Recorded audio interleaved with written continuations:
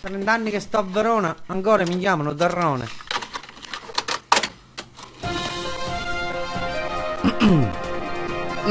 Benvenuti nella nostra serie Sei veramente un Veneto Doc. Iniziamo con delle domande in dialetto. Seto saletta sta sale? Az. Seto fa la polenta? Sì. Lo beito espris. Magni tuo riso e bisi. Sì. Tirte su, dai. Mettete in piedi. Dai, aspettito, l'autobus. Dai, sistemate. Ma che cazzo fetto? Un Veneto Doc se lo sistema sempre. Dai, ciappelo bene. Allora, ti arrivi al bar. Ok. Disi quel che dico me.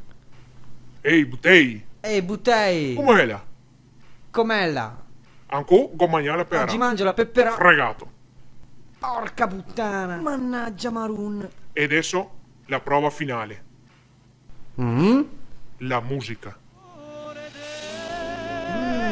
Se sei un Veneto Doc, non ti puoi ballare o cantare sta canzone. Ma dai. Cerca di evitare il ritmo e la melodia ad ogni costo. Sì. Fa quel che te vuoi, ma non sta ballare. Sta fermo, non ballare. L'ho sentito? L'ho sentito il demone? E te parla, e te sussurra il demone. Tutti i meridionali ballano, ma ti no. Fammi vedere che ti sia un veneto.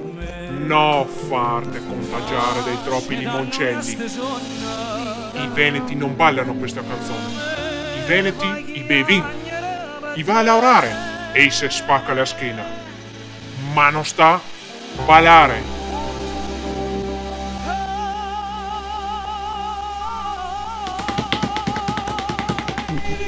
Ma s'affetto!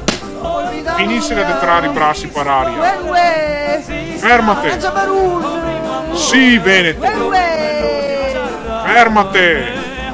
S'affetto! Cazzo di musica. Pensa al Germano Mosconi. Lui non balla. Bestemmia!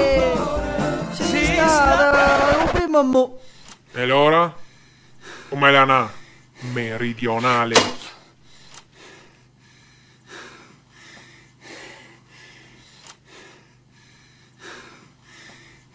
Adesso ho capito perché mi chiamano ancora Terron.